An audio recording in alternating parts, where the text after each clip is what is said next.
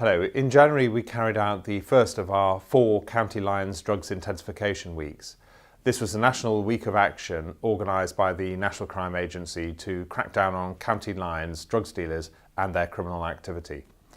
Through the execution of warrants, use of stop and search and other community interventions, I'm really pleased to say that 106 people were arrested, over £133,000 worth of cash was seized, over 2,800 deals of wraps or drugs were seized, and we also safeguarded 112 vulnerable adults and children. So 3 further intensification weeks are due to take place later in the year.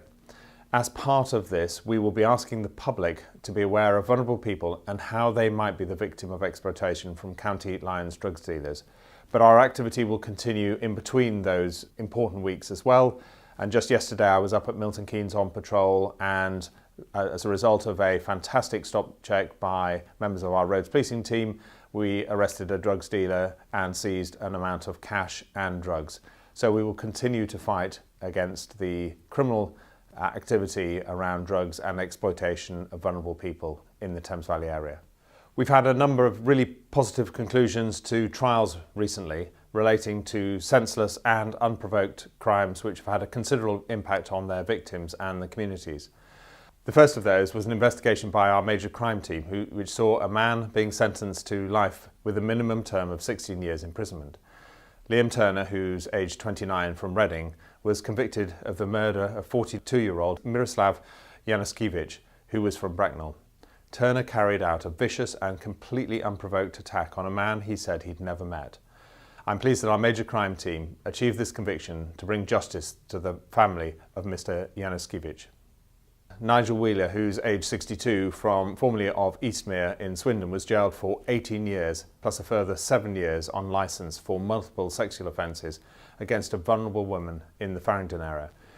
Wheeler was also convicted of common assault and 1 count of controlling or coercive behaviour. The victim demonstrated great bravery, and it is because of her and the accounts of the other witnesses that Wheeler is now behind bars.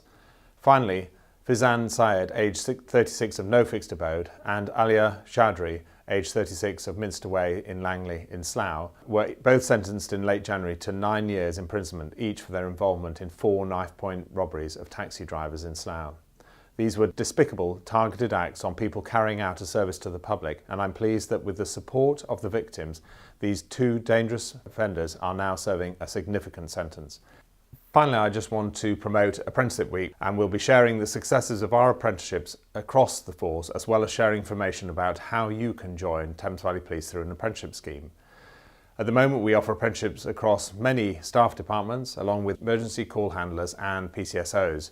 And in spring this year, we'll be launching our Police Constable Degree Apprenticeship Scheme.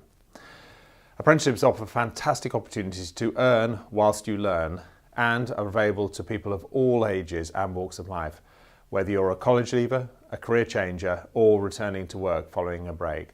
I was up at a school in Buckinghamshire a couple of weeks ago talking to some of the people in the 6th form, and they were really excited about the opportunities that apprenticeships offer them. But it's not just about college leavers, and sometimes the term apprenticeships implies that it is for 18, 19, 20-year-olds. But I can assure you that it's equally open to people of any ages.